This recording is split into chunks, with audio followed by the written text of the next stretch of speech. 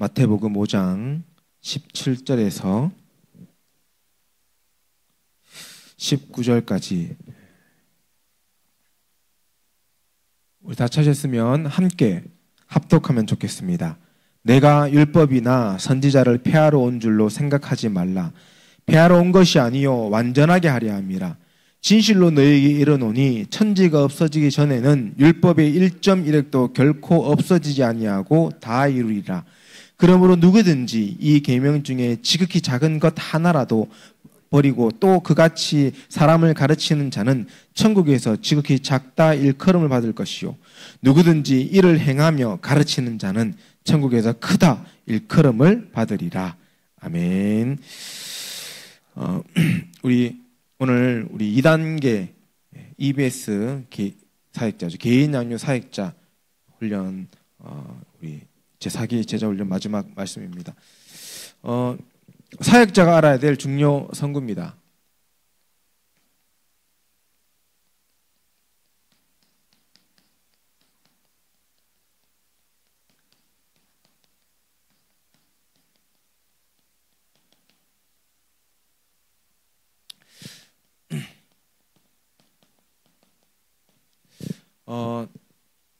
EBS 그 개인양육 교재 보면 제일 뒤편에 이 사역자가 알아야 될 중요 선구가 이렇게 쭉 있어요. 대부분 이걸 그냥 교재가 아닌 것처럼 돼서 지나거든요. 근데 저는 그 교재를 가지고 현장에서 실제로 사역하고 하면서 이 부분이 제일 제게 답이었거든요. 왜냐하면 너무 현장에 필요한 성경의 말씀들을 탁탁탁 이렇게 정리가 돼 있거든요. 그래서 이 말씀이 좀 우리 EBS 개인양육 사역 훈련 받는 우리 모든 사역자들에게 실제로 정리되고 또 붙잡혀지고 또 성취되는 응답이 있으면 좋겠다라는 마음으로 이렇게 했습니다. 주보에 보면 성경 구절들이 다 있습니다. 그래서 한번 또 찾아보시고 확인해 보시면 좋겠습니다. 먼저 결론적으로 우리 사역자들은 말씀에 집중할 수 있어야 됩니다. 그러니까 말씀에 집중하는 비밀이 있어야 돼요. 우리가 현장에서 사역을 하는 것처럼 보이지만은 우리가 말하는 것처럼 보이지만 사실은 하나님의 말씀이 우리를 통해서 전달되는 거거든요. 그래서 하나님의 말씀이 살아있기 때문에 그 말씀에 집중하고 그 말씀에 대한 믿음을 이렇게 가져야 됩니다. 많은 우리가 양육하는 많은 성도님들 또 렘넌트들 실제로 현장의 새신자들이 영적인 어려움 속에 가득 이렇게 매여 있어요. 근데 이 말씀이 그 사람들을 살릴 수 있는 유일한 능력인데 사역자가 그 말씀을 믿지 않고 있다. 그러면요 영적 영향을 줄 수가 없는 겁니다. 사단은요 얼마나 교묘하게 이제 파고드냐 하면 은혜 잘 받고 말씀 잘 듣는 사람일수록 계속 사건과 문제 줍니다. 사람은 한계로 몰아가요. 근데 그 한계 속에서 진짜 말씀에 답을 얻어버리면 진짜 응답 받는데 그러지 못하면 계속 거기 매이는 겁니다. 그리고 그 한 명의 인생의 여러 과거, 현재, 미래 속에서 끊임없는 문제들을 가져가가지고요. 이 뇌를 탁 상하게 만드는 거예요. 그래서 이번에 제가 그 지부순에 가가지고 한 거라고는 저는 메시지 하나도 못 들었어요. 파송 예배 제가 메시지 할 때는 제가 했으니까 그렇지만은 왜 못 들었냐? 팀 사역한다고. 그 자리에 앉아 있을 수도 없는 그런 심각한 문제 속에 있는 친구들이 꽤 있었어요. 어떤 렘넌트는 2시간 넘게 처음에는 이렇게 이 구름이 쭉 있어가지고 그늘이었는데 그늘에서 바다 보면서 얘기하다 보니까 해가 떴는데도 이 흐름이 끊길까봐 땡볕에서 다 타버렸어. 그래서 땡볕에서 막. 근데 제가 쭉 많은 대화를 하면서요. 확실히 그냥이란 건 없는 거예요. 그냥 오는 문제는 없어요. 반드시 배경이 있어요. 그 친구들은 그 배경을 육신적인 모습으로 이 얘기를 하지만은 우리는 알잖아요. 영적 배경을 알잖아요. 그냥 오는 정신 문제 없더라고요. 다 그 오래된 것 속에서 쌓여가지고 다 오는 거예요. 야, 얼마나 마음이 너무 단단해가지고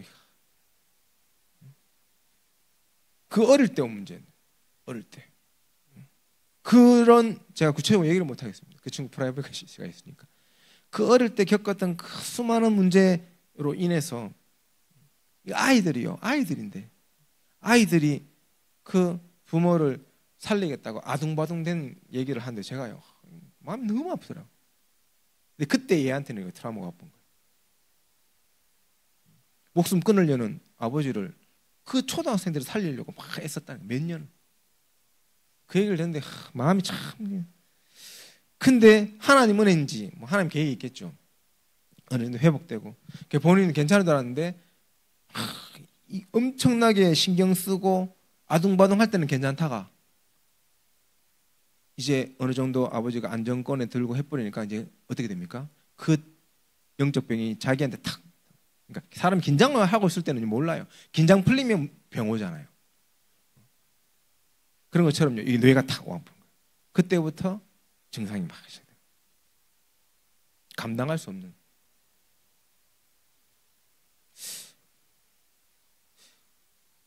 정말 우리 사역자들이 이 사실을 믿지 않으면 그런 영혼들을 살릴 수 없습니다. 진짜 믿음으로 살려야 돼요. 진짜 믿음으로. 그래서 우리 사역자들은요 반드시 뭘 믿어야 되냐 이걸 믿어야 돼요.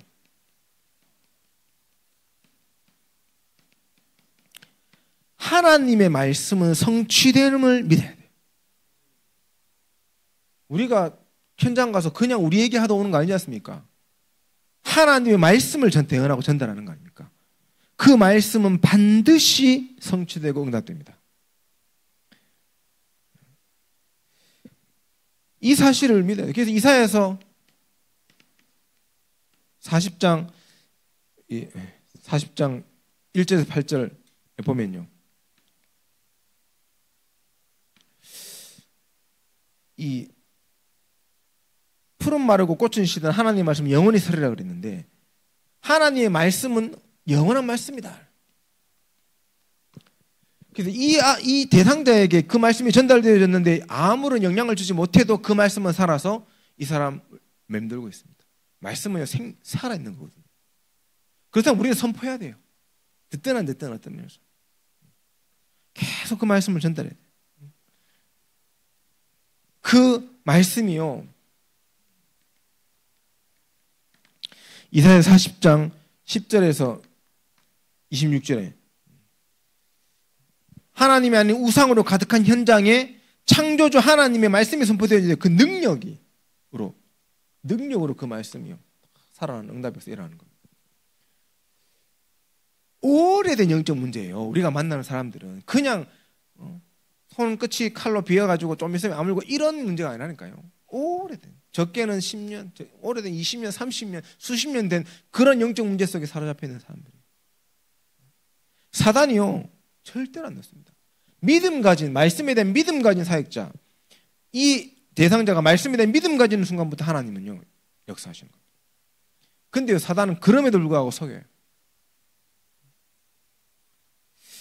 말씀 운동 계속 하는데 왜 집에 계속 문제 일어납니까? 희한해요. 지금 제가 다 얘기를 못 하겠어요. 개인 프라이버시들이 있기 때문에 우리가요 많은 생각을 해요. 이사야서 40장 27절에 31절에 정말 하나님이 주신 말씀을 붙잡고 사역하는 사역자의 현장 속에요 새 힘으로 하나님 독수리 같은 그 새 힘으로 하나님이요 역사하신 우리가 그 힘을 가지고 현장 앞에 서야 되는 겁니다. 그래야 살릴 수 있습니다. 저는 이제 어른들 이렇게 만날 때는 뭐 이렇게 영적인 배경을 쉽게 막 물어보거든요. 이렇게 막. 왜냐하면 이제 이미 겪을 만큼 겪어보셨고 이러니까. 근데 렘넌트들한테 그 영적 배경에 대해서 물어보는 게 조금 이제 조심스러워요. 사역을 하다 보면. 근데 참 감사하게도 이번에는 다 얘기해 주니까 본인 입으로 다 얘기해 주니까 감사하죠. 그러면요, 말씀 속에서 여기 답을 다 가질 수 있어요. 지금 이 친구 같은 경우에는 어떻게 도와줘야 될지 이렇게 딱 이렇게 계획이 나왔거든요. 말씀 운동하자. 말씀 운동하자. 저하고도 보기로 했고, 또 이걸 이제 거기 사역하는 그 영대 이 상담 심리 상담 쪽에 있는 그 있어요. 졸업을 앞둔 친구. 이 친구도 이제 그 사실을 알고 이중사회를 말했어요. 저는 또 남자니까 여학생 또 깊게 또 터치 못하니까 이 친구 붙여가지고 또 산책하면서 포럼하게 하고, 얘는 한 마디만 딱 계속했더라고. 네가 영접을 했는데 안 믿어지도록 영접을 했는데 하나님이 그렇게 하게 하신 건데 다른 기도하지 마라. 하나님 살려주세요만 외쳐라. 그렇게 팀사역. 하나님 살려주세요. 네 그것만 부르시더라면서. 그 친구 그렇게 팀사역을 했더라고. 잘했다 그랬어요. 근데 얘 마음이 그게 밟혔는가 봐요. 계속 이게 담겼는가 봐요, 이 친구가. 그래서 저한테 선생님, 저도 이 친구 좀 만나도 되겠냐고. 만나라. 우리가 합동해서 우리가 사역하자. 집중해서. 그래서 걔는 다락방 일주일에 2번 해야 될 판이에요. 그렇게 해야 돼요. 계속 만나요. 집중해야 됩니다. 그렇게 집중할 때 어떤 응답이 역사가 일어납니까? 성령의 역사거든요. 성령의 역사하십니다. 성령의 역사하셔야 진짜 응답이 일어납니다. 그 한 영혼이 진짜 치유돼 버리면요, 그 주변에 복음 들은 사람 꽉 찼어요. 특히 영적 문제 심각한 사람들 다 살릴 수 있습니다. 그래서 사람이 우리가 정말 이 성령의 역사 실제로 누리면 사람이 할 수 없는 응답이 오는 겁니다. 이게 이사야 43장에 19절에서 20절 시공간을 초월하는 응답의 역사가 일어나는 겁니다. 사막에서 생수가 나고 강 속에서 길이 생기고 세상이 막을 수 없는 그 역사가, 전무후무한 역사가 일어납니다. 전무후무한 역사 앞에 그 어떤 문제도 치유할 수 있습니다. 그래서 성령의 역사가 필요한 거예요. 계속 우리가 진짜 기도를 해야 돼요.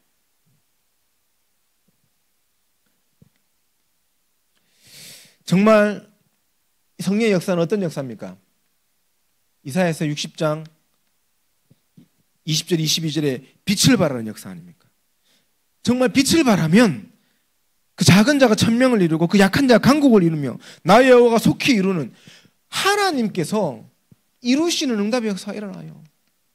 하나님이 이루시는 거예요. 우리가 하는 게 아닙니다. 하나님이 이루어가십니다.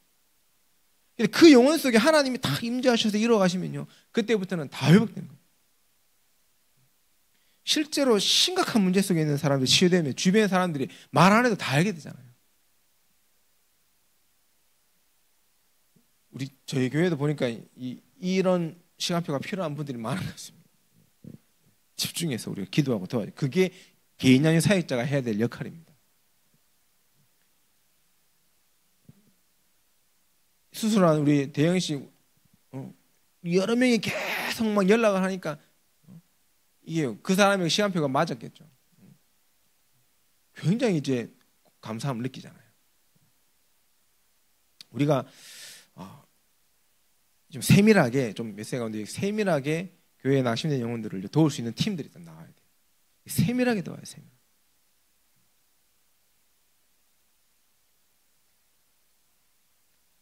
이사야서 62장 6절에 12절에서 하나님이 이루시는 일을 위하여 현장에 하나님 우리를 뭘로 세우신다 그랬습니까? 파수꾼으로 세운다고 했어요. 파수꾼. 우리 모든 제자들은 사단의 공격 속에 흔들리는 수많은 우리 성도의 렘넌트들을 살리고 좀 세우는 파수꾼이에요. 우리가 파수꾼의 역할을 감당하지 못하면 한 명씩 한 명 넘어가는 겁니다. 한 명씩 한 명 사단에게 당하는 거예요. 눈에 보이지 않게 계속 당해요. 그래 결국에는 영적인 무감각 속에요. 망하는지도 모르고 12가지로 계속 들어가는 겁니다.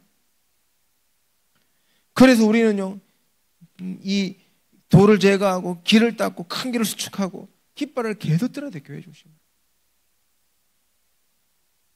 이 지역 주민도 마찬가지입니다. 우리가 왜 잘하고 못하고 뭐 실력이 있고 없고를 떠나서 왜 우리가 초청 캠프를 합니까? 음악회를 통해서. 1년에 한 번이라도 이분들이요, 우리가 드는 깃발을 보게 하는 거예요. 정말 하나님이 살아있다는 것을 딱 깨닫는 순간에는요, 나를 초대하고 네게 관심이 있었던 이 전도자에게 얘기하게 되는 거예요. 그렇지 않겠습니까? 평상시에 내만 교회 다니고 교회 한번 와보라는 얘기조차 안 하고, 예수님 얘기조차 안 하고, 초청 캠프 이런 거를 초대 한 번도 안 해보고 이렇게 있는 크리스천한테 누가 개인 문제 왔는데 내 하나님 만나게 좀 해드리라고 누가 얘기하겠습니까? 아무도 얘기 안 합니다. 그런 크리스천에게는. 반드시 인생에 하나님의 시간표가 되는 사람들이 나오거든요. 그런 시간표 있는 분들은요, 평상시에 파수꾼의 역할을 감당하던 사람들에게 와서 도움을 요청합니다. 그게 전도입니다. 그 일들을 우리 성도님들이 계속 감당해야 되는 겁니다.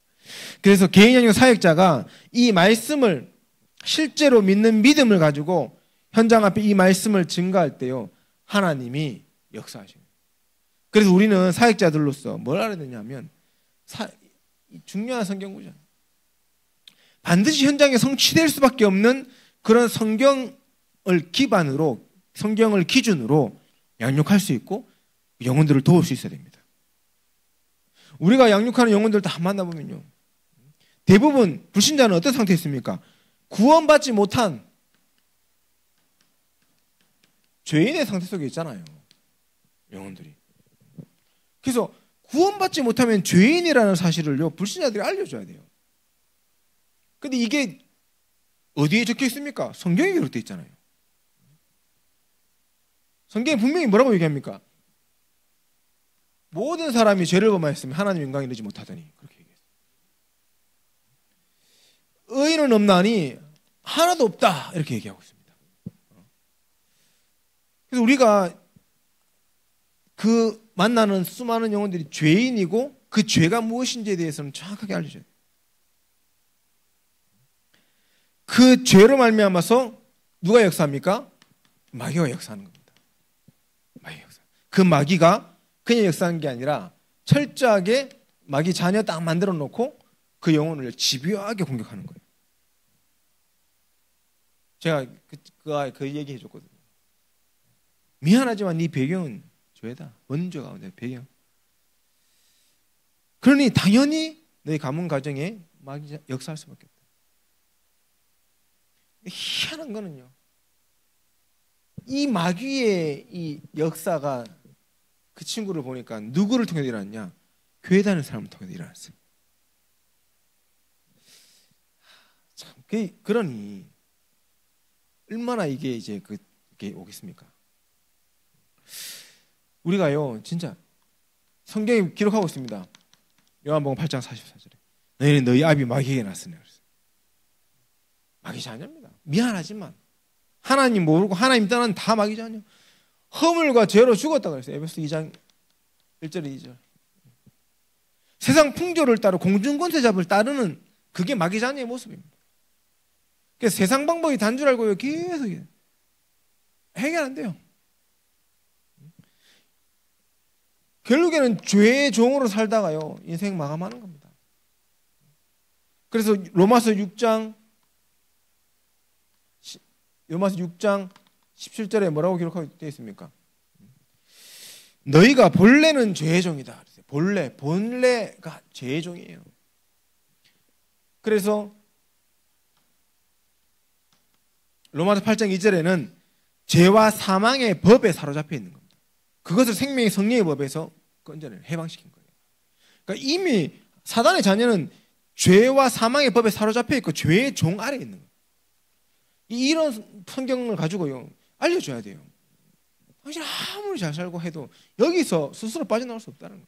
그러니 운명, 사주, 팔자가 계속 잡고 있는 거예요.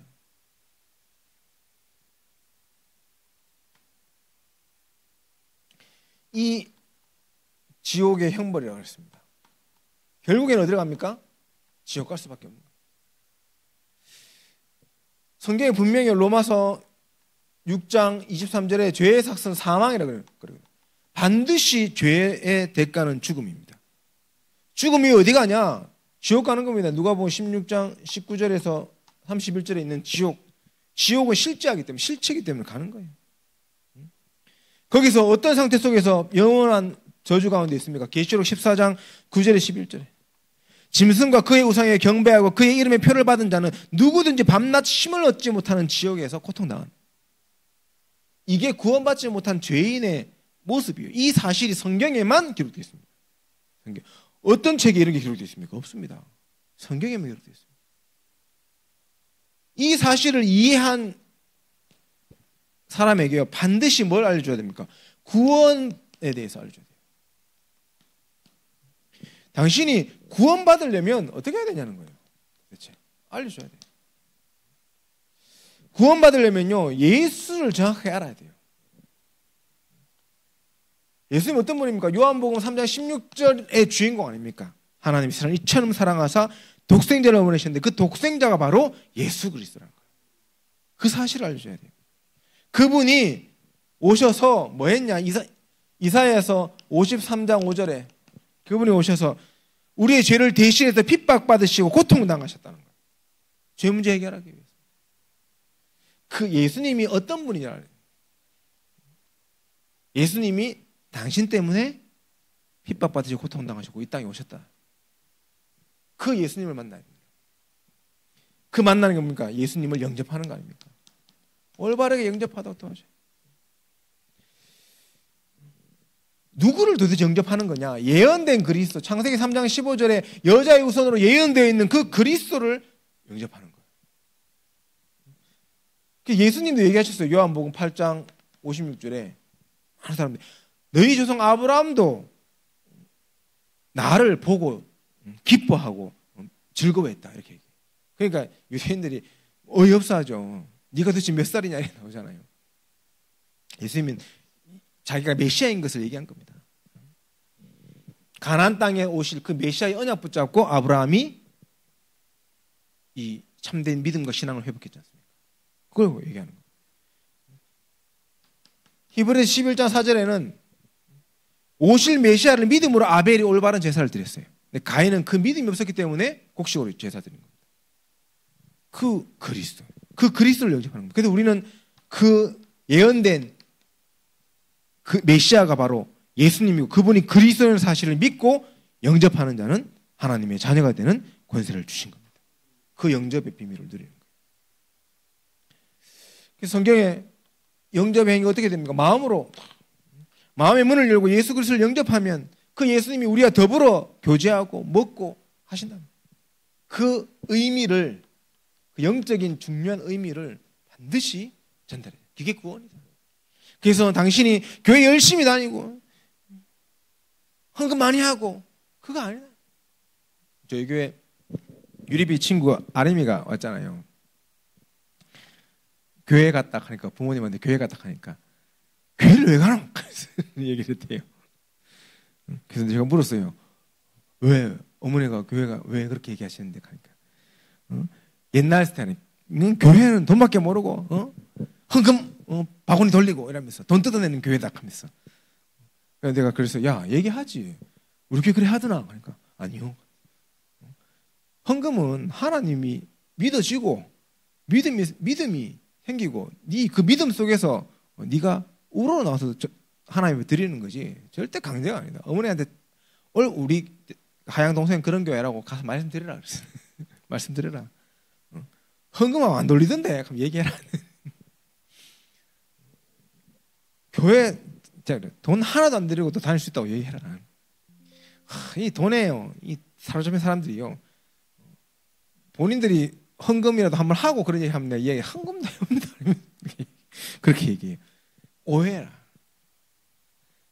진짜 구원은 뭡니까? 헌금 많이 드려야 돼요. 구원 못 받은 사람은 구원 못 받습니다. 헌금이 구원의 조건입니까? 아닙니다. 예수 그리스도를 영접해야 구원받는 거예요. 예수 그리스도를 어떻게 해야 됩니까? 입으로 시인해야 구원받는 겁니다. 그래서 로마서 10장 9절 10절에는 마음으로 믿고 입으로 시인해야 된다. 누구든지 마태복음 10장 32절에서 33절 누구든지 사람들 앞에서 나를 시인하면 하늘에 계신 내 아버지 앞에서 내가 그를 시인하겠다. 고백해야 돼요. 시인의 그게 돈 드는 게 아니라는 거예요.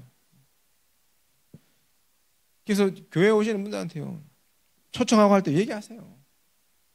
교회 초대하고 음악 오락하면 전부 다 네 교회 다니라고 가는 거지 하면서 얘기하세요. 교회 다니는 필요 없다. 교회 안 다녀도 돼. 네가 구원받아야 돼. 저는 렘넌트나 새신자 만나면 늘 그렇게 얘기합니다. 심지어 좀 극단적으로 얘기하면 교회 안 와도 돼. 안 와도 돼 이렇게 얘기합니다.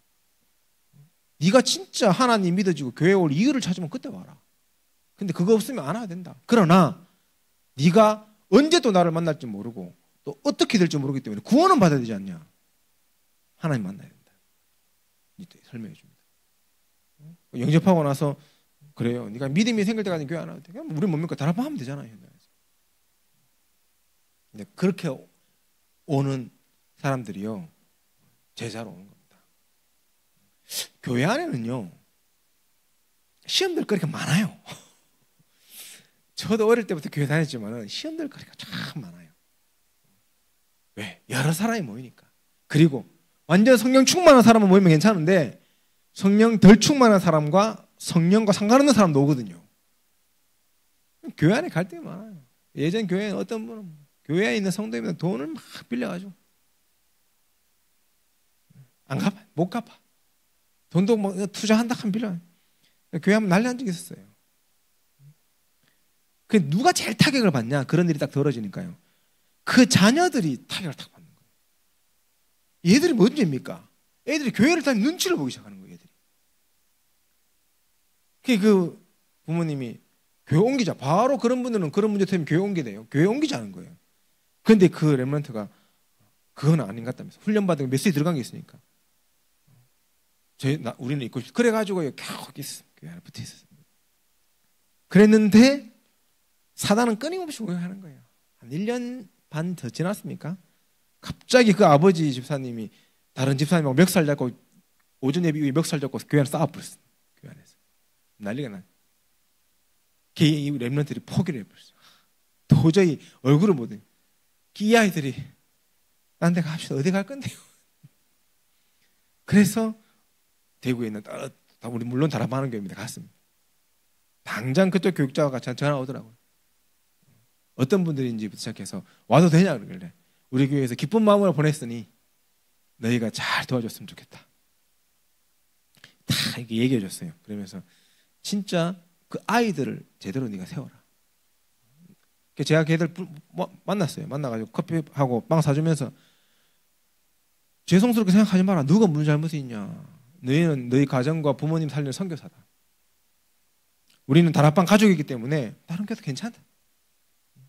언제든지 문제 있고 힘들면 나한테 연락해라.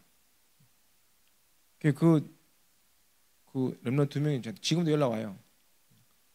최근에는 취직해가지고 그 오빠는 취직해가지고 연락 와요. 밥 한번 사야 돼. 제가 바빠가지고 밥을 못 대학적으로 취직해가지고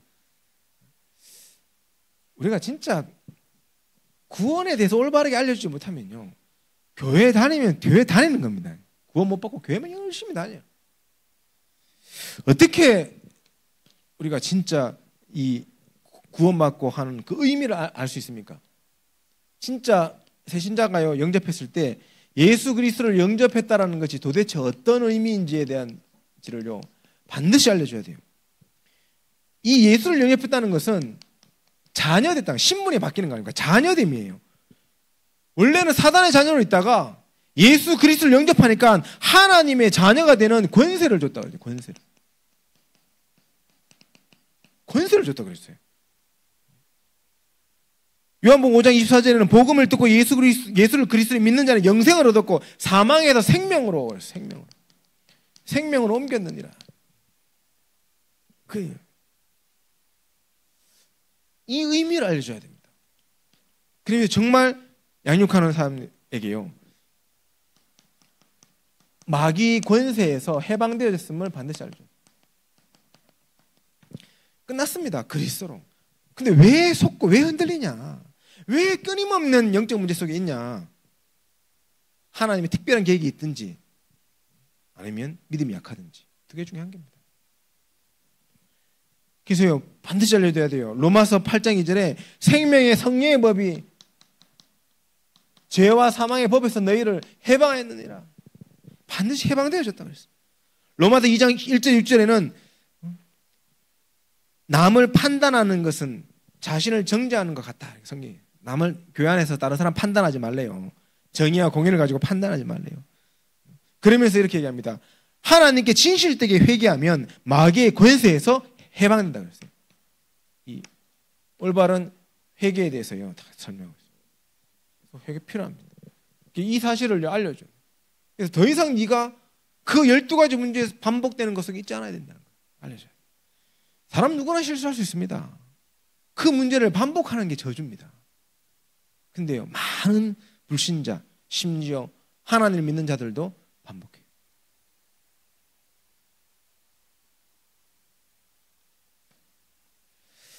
성령이 계시다 그랬습니다. 이거 알려줘야 돼요. 성령의 계심을 알려줘야 돼요. 그 성령이 너와 함께 하신다는 거예요. 고린도전서 3장 16절에 그 성령이 이 내주하시는 거죠. 함께 하시는 거죠. 이 사실을 알죠. 그리스도를 영접하는 거예요. 그래서 네 인생을 네 마음대로 사는 것처럼 보일 수 있지만은 그렇지 않다. 이제 성령이 너와 함께 하시면서 네 안에서 역사하시고 너를 인도하실 거다.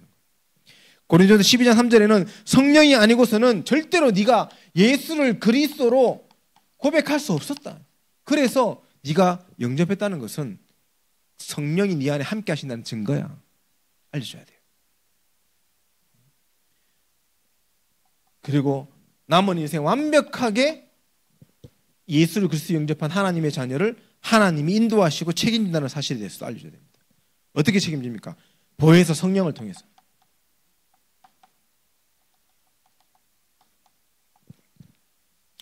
요한복음 14장 16절에 영원토록 너와 함께 있겠다. 14장 26절에 보혜사 성령이 그가 너에게 모든 것을 가르치고 말한 것을 생각나게 하시겠다. 요한일서 2장 20절에는 너희는 거룩한 자에게 기름 부음 받고 모든 것을 아는 응답. 기름 부음 받았다. 성령이 우리와 함께합니다. 요한일서 2장 27절에 주께 받은 바 기름 부음이 너희 안에 거하시나니. 함께 하신다는 거예요. 거하신다 그랬어요. 이 응답 속으로 계속 이 비밀을 깨달을 수 있도록. 그래서 제가 그 친구하고 대화하면서 계속 이 얘기를 해줬습니다. 네가 하나님이 잘 안 믿어질 거다. 그게 정상이에요. 생각해 보십시오. 인생을 좀 오래 살고 막 산전수전 다 겪은 사람들은 막 믿어지는 경우도 있지만 특히 이 어린 젊은 친구들은요 하나님 안 믿어지는 게 정상이에요. 사실은 그 하나님 안 믿어지는 그 솔직하게 얘기하는 게 얼마나 착하고 솔직한 겁니까? 당연한. 그런데도 불구하고 네가 하나님 은혜를 주셔서 그리스도를 영접했다는 건 하나님의 은혜다. 그리고 네가 하나님을 알기 위해서 하나님을 믿고 싶고 알고 싶어서 말씀 듣고 싶은 건 하나님의 축복이다. 그래서 이 사실을 네가 기억해라. 계속 문제 올 거다. 계속 너의 생각을 사로잡을 거고 계속 공황장애가 너를 완전 붙잡을 거다. 네가 성령이 네 인생의 주인임을 인정하고 그리스도께 기도해라. 제가 공황장애 증상이니까 제가 그런 얘기 하면 안 될 것 같아요. 제가 그 친구 보고 저는 아무것도 아니더라고요. 공황장애 아닌 걸로 제가 나는 공황장애 아니구나. 와, 제가 깜짝 놀랐어요. 저도. 야, 그런 문제가 가득 차. 사람들 꽉 차. 우리가 진짜 영접이 어떤 의미인지를 올바르게 다 설명할 수. 성경 하나하나를 가지고 설명해 줘야 됩니다. 그리고 그 영혼에게 뭐가 회복돼? 성령 충만함이 임해야 되는 거예요. 정말 네가 성령 충만하면 치유되고 성령 충만하면 하나님이 네 인생을 책임집니다. 우리가 양육하는 대상자, 우리 교회에 낙심된 영혼들에게, 우리 교회 후대들에게 이 사실이 전달돼요. 성령 충만함을 깨달을 수 있도록. 희한해요. 사단은요 끊임없는 이 12가지 문제 속에 빠져들어서 거기서 헤어나지 못하도록 계속 속입니다. 주변에서 보면요 저렇게 미련하게 왜 저럴까 싶을 정도로 그래요.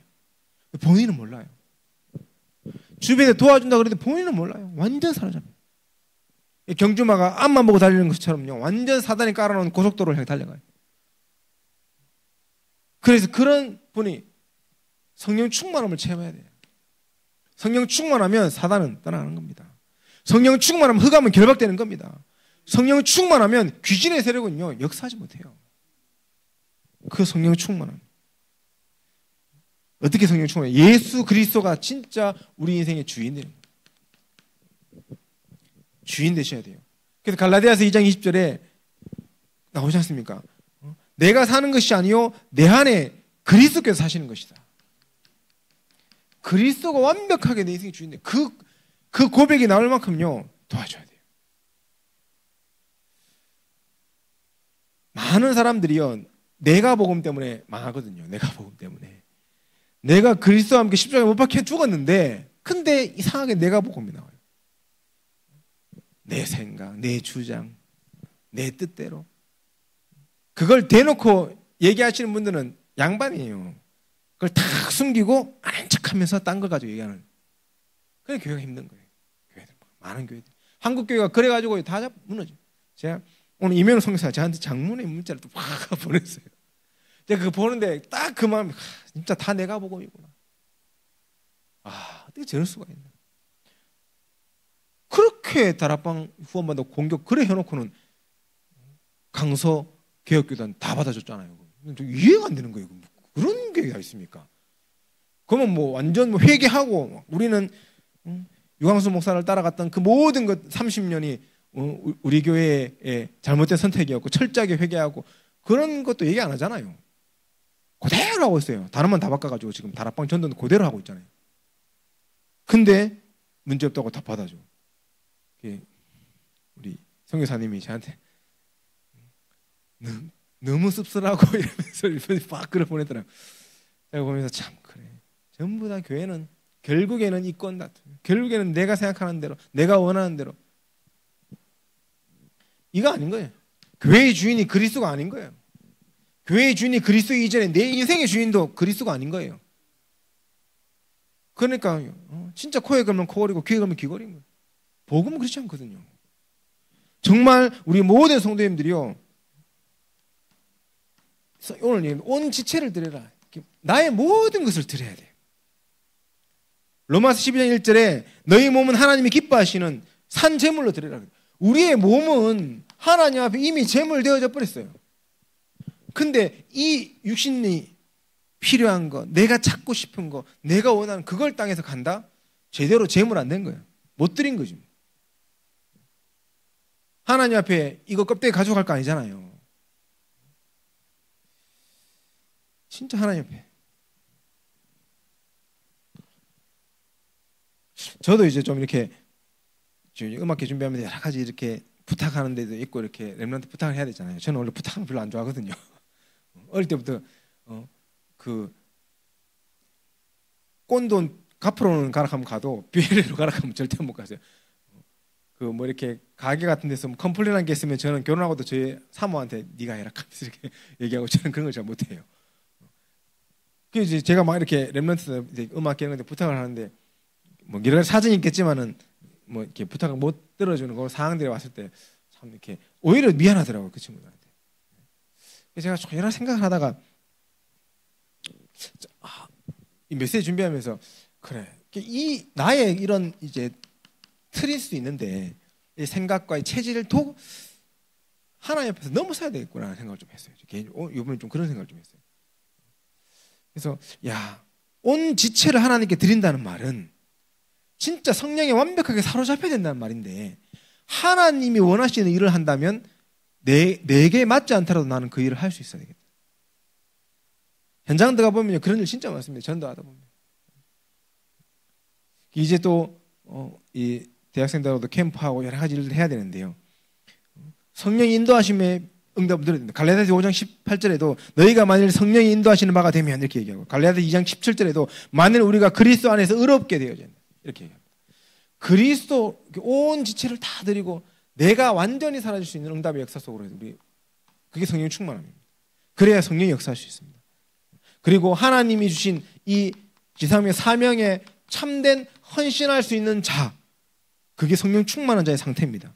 디모데후서 4장 1절 12절에는 때를 어떤지 못했든지 말씀을 전파하라고 했습니다. 이게 우리가 해야 될 일이에요. 그래서 말씀 전파하는 자에게는 반드시 하나님이 성령 충만함으로 역사하실 줄 믿습니다. 우리 성도님들이 진짜 현장에 말씀 운동하셔야 돼요. 그래서 성령 충만하려면요, 우리 5지역에 59개 말씀 운동 이렇게 하면 됩니다. 그럼 우리 모든 성도님들이 성령 충만함 속에 서게 될 겁니다. 말은 안 해도요, 영적으로 어려움 당한 사람들 얼마나 많겠습니까? 그런 분들이 말씀 듣는 것에 힘을 얻고 치유돼 버려야 돼요.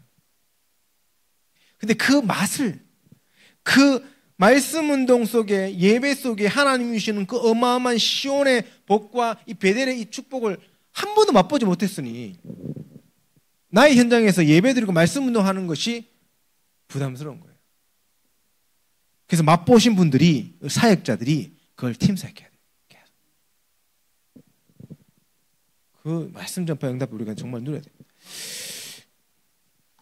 그리고요, 뭐라고 얘기합니까? 마음과 몸을 깨끗하게 하시나. 성령 충만하면 하나님이 우리에게 빛을 비추시기 때문에 깨끗함을 얻습니다. 특히 영적으로. 요한복음 1장 9절에 참빛 곧 세상에 와서 비치는 그 빛이 우리에게 임할 때 흑암의 세력이 완전히, 시편 66편 18절에도 내가 나의 마음에 죄악을 품었더라면 주께서 듣지 않으시는 거예요. 우리 안에 우리도 모르게 있는 이 숨어있는, 이 무의식에서 숨어있는 죄악이 있거든요. 반드시 여기에 빛을 발해야 돼요. 계속. 그러면요, 흑암이 계속 무너져요. 그게 성령 충만합니다. 이 땅에 남아있는 동안은 계속 싸워야 돼요. 계속. 그리고 우리가 현장에서요, 알려줄 게 뭡니까? 많은 사람들이 여기에서 갈등하거든요. 복음과 율법 사이에서. 여기에 대해서 답을 줘야 됩니다.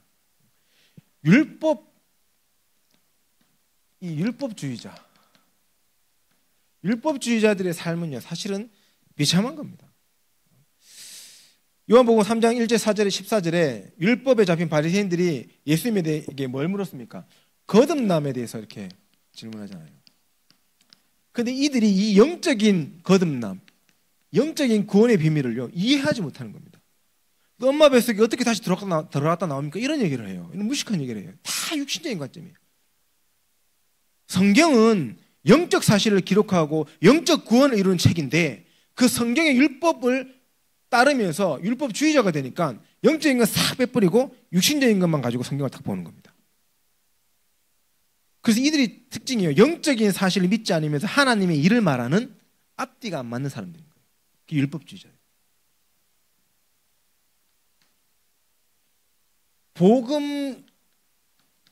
복음주의자라는 말 자체가 사실 틀린 건데, 주의 자체가 이제 이게 틀이니까 오직 복음인데 우리는, 근데 이제 뭐 이렇게 교재는 복음주의자라고 되어 있습니다. 오직 복음 가진 자의 삶의 특징은 뭡니까? 갈라디아 2장 20절입니다. 내 주장, 내 생각, 내 틀, 물론 있을 수 있습니다. 그런데 그게 복음의 방해가 된다, 복음의 것을 걸림돌이 된다 그러면요, 내려놓을 줄 아는 사람, 그게 갈라디아 2장 20절입니다. 그리고 이 사람의 특징이 뭡니까? 로마서 8장 4절에 육신을 따르지 않고 그 영을 따라 행하는 우리에게 율법의 요구가 이루어지게, 이렇게 얘기합니다. 육신을 따라 행하지 않는 거예요. 영을 따라 행하는 자. 말씀을 따라서요. 육신을 가지고 있는 사람이 어떻게 육신과 완전히 결별된 삶을 살 수 있겠습니까? 그러나 말씀을 따라서 말씀 속에서 우리의 모든 것들을 보려고 하는 거예요. 우리의 생각도, 또 우리의 마음도, 우리의 듣고 보고 느끼는 것도, 심지어 우리의 삶의 모습과 모양까지도 말씀 속에서. 근데 이 말씀을 육신적인 율법이 아닌 성취되는 하나님의 말씀 속에서, 이 성취된 하나님의 말씀 속에서. 그리고 새신자들에게요, 반드시 삼위일체에 대한 부분을 알려줘야 됩니다. 많은 분들이 이게 안 믿어진다고, 이 하나님, 예수님, 성령님 한 분이신데 그게 안 믿어진대요. 안 믿어질 수 있죠. 근데 그걸 꼭 굳이 막 믿으려고 막 이렇게 안 믿어지는데 믿으려고 막 하는 분들도 계시더라고. 그래서 막 책도 보고 질문도 하고, 심지어 제 전에 만났던 분은 주석 같은데 그런 거 있습니까? 하면서 막 그런 거 찾아보려 하고, 그렇게 찾아서 믿어지는 게 아니지 않습니까? 우리가 정말 그리스도를 올바르게 알고 영접하면 하나님 믿음을 주시는 건데, 인간에게 하나님의 영을 줬다 이렇게 얘기를 합니다. 하나님의 영. 창세기 1장 27절에 하나님이 자기 형상 곧 하나님의 형상대로 이렇게 합니다. 하나님의 존재라는 거죠. 창조주 하나님인 거죠. 그 하나님이 우리에게 영을 주신 겁니다. 근데 우리가 어떤 문제가 시작됐습니까? 하나님을 떠나면서부터 인간 모든 문제가 시작됐습니다. 하나님을 떠나면서. 그게 창세기 3장 사건이죠. 그 사건의 결과로 에베소 2장 2절에 허물을 가지고 죽은 상태 공중권세 잡은 자, 불순종의 아들 되어 역사하는 영을 따르는 존재가 됐습니다. 그런데 이 하나님을 떠난 인간을 구원해야 되기 때문에 보내신 분이 바로 예수님이라는 겁니다. 삼위일체를 구원의 관점에서 설명하라는 거예요. 그래서 그분이 생명이신데 그 예언된 분이 오신 분이 예수님인데 여자의 우선으로 임마누엘로 그리고 우리에게 생명을 주시는 십자가 사건을 통해 우리에게 생명을 주시는 분으로 오신 분이 바로 예수님이다.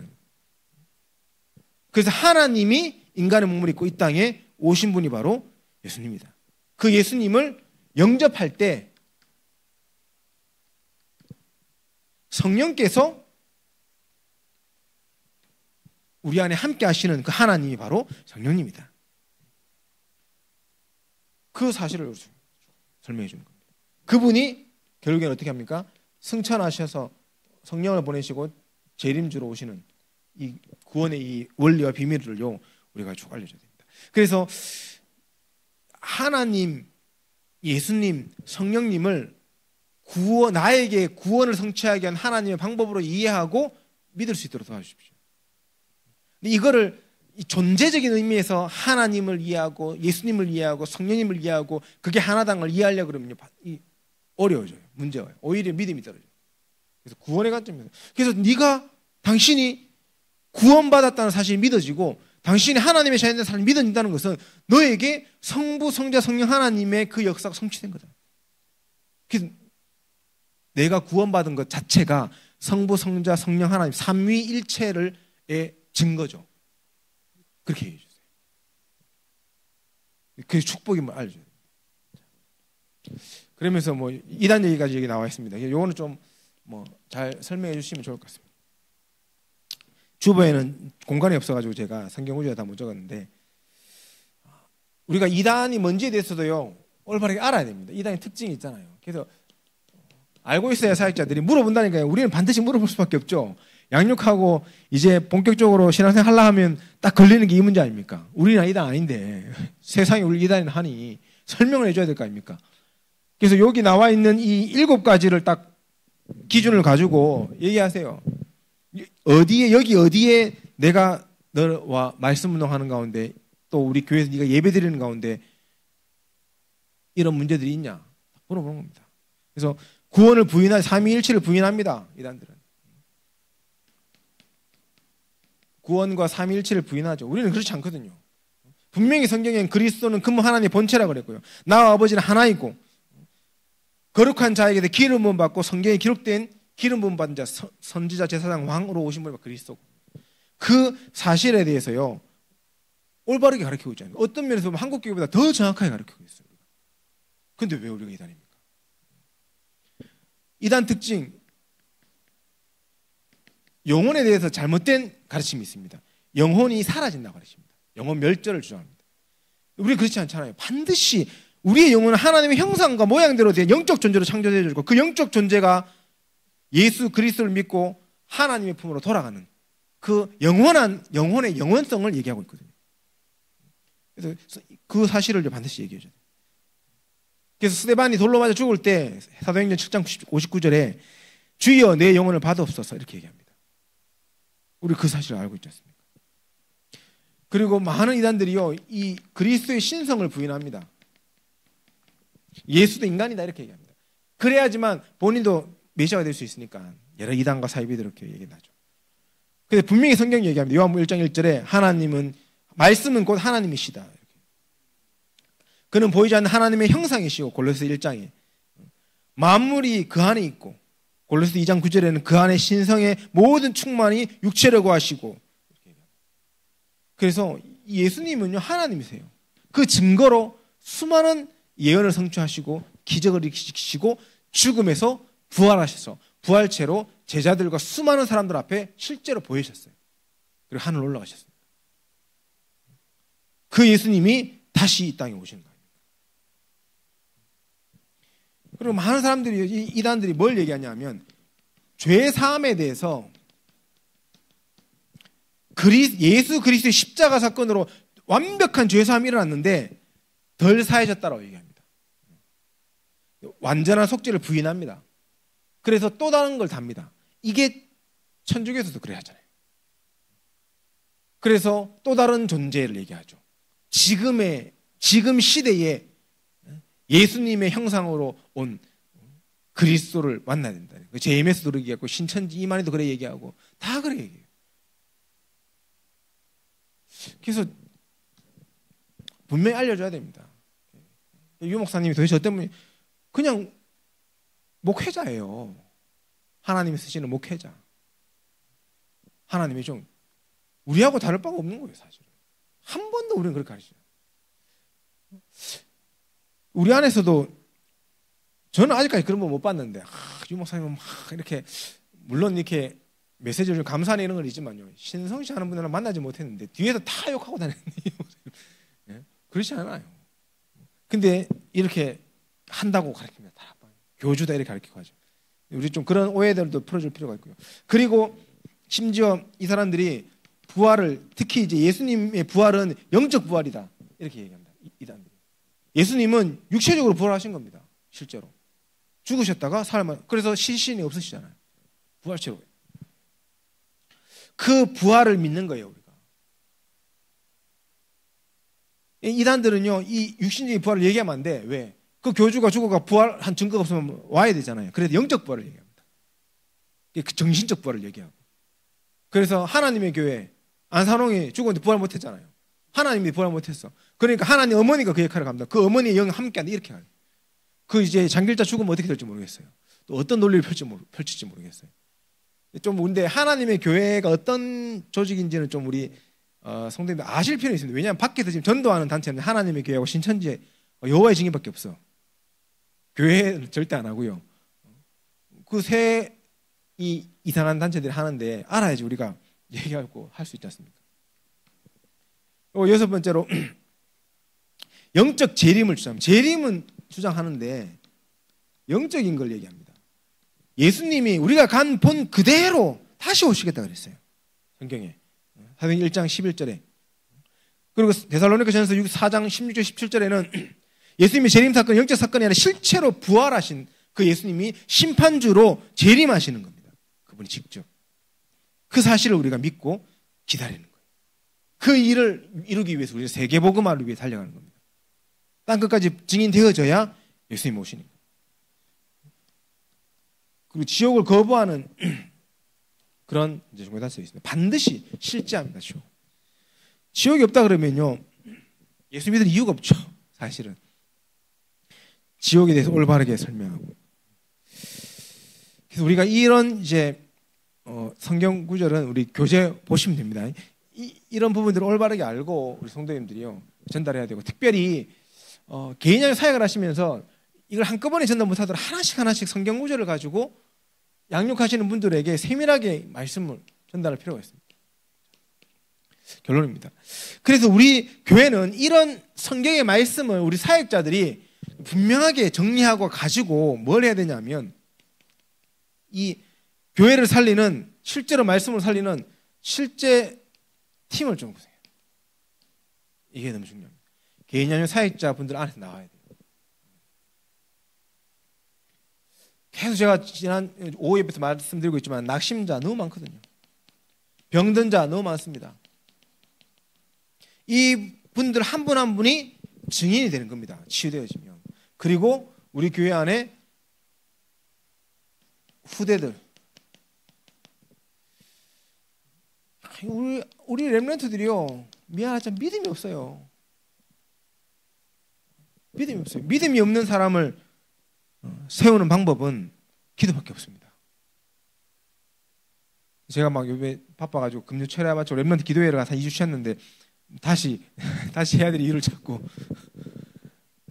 믿음이 없어요. 그래서 좀 우리 교회 렘넌트들이 영적 분위기가 되는 현장에서 성령의 역사하는 현장에 좀 있어야 될 것 같아요. 근데 사실 렘넌트 대회는 좀 약해요. 이게 좀 달라요. 너무 거기는 화려함에 애들 취해요. 그래서 이제 8월 8, 9 이틀 동안 이제 좀 소규모로 모여서 찬양하면서 응답받는 그런 연합수련회를 저희가 일부러 이제 참석하는 겁니다. 이번에 지부순회 갔는데요, 영적 분위기가 너무 좋아요. 그래서 불신자들이 거기 감동 먹고 예수를 영접했다니까요. 그 아이들의 그 성령 충만함 보면 한번 김다루 씨는 유리비하고 오늘 저희 포럼해 보십시오. 어떤 은혜 받았는지. 굉장히 얘도 그런 걸 처음 겪는 거예요.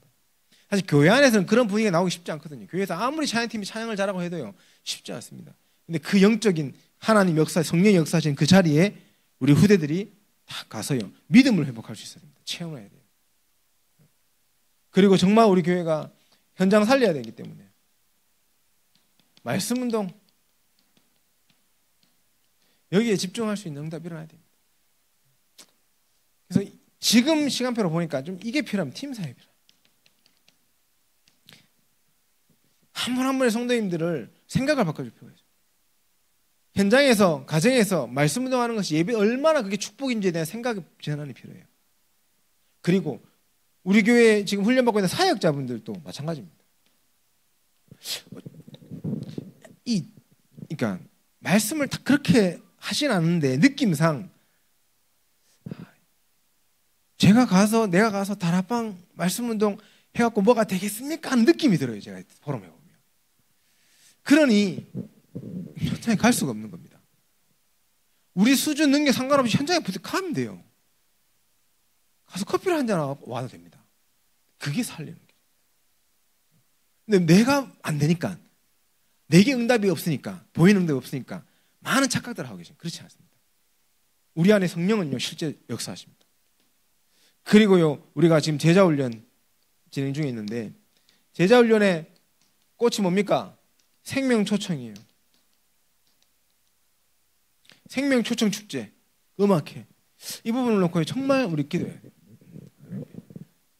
참 안타깝게도 통역해주는 렘넌트가 통역을 못할 것 같다고 오늘 연락이 왔어요. 내가 조금 힘 빠질 뻔했습니다. 그러다가 기도하면서 하나님의 계획이 다른 일지 않겠냐. 그만 안 할 거냐. 더 하나님 앞에요, 결단했어요. 더 초청해야 되겠다. 말을 알아듣든 못 알아듣든 유학생들 대거 불러와야 되겠다. 그래서 지금 주의하고 이렇게 초대하려고 지금 하고 있습니다. 그래서 못 알아먹어도 완전 대신에 자막은 영어로 다 번역할 겁니다. 우리 유리비가 할 일이 많습니다. 번역기 돌려서 하면 됩니다. 해가지고 알았든 못 알아듣든, 좀 안타까운 복음 메시지를 좀 영어로 통역할 수 좀 알아듣지 못할 것 같긴 한데, 성령의 역사하면요 어떻게 될지 몰라요. 한 번은 복음 전해 들어야 돼요. 그리고 우리 성도님들 주변에 전도 대상자로 기도하고 있는 그 많은 분들도 한 번은 더 복음 들어야 돼요. 1년에 한 번씩만 더 들어야 돼요. 그 영혼 속에, 그 인생 속에 하나님이 역사하지 않겠습니까? 그리고 그걸 믿고 인도받는 겁니다. 최고의 응답과 축복을 누리시기를 예수님 이름으로 축원드리겠습니다. 다시 하나님께 찬양 드리겠습니다. 우리 찬송가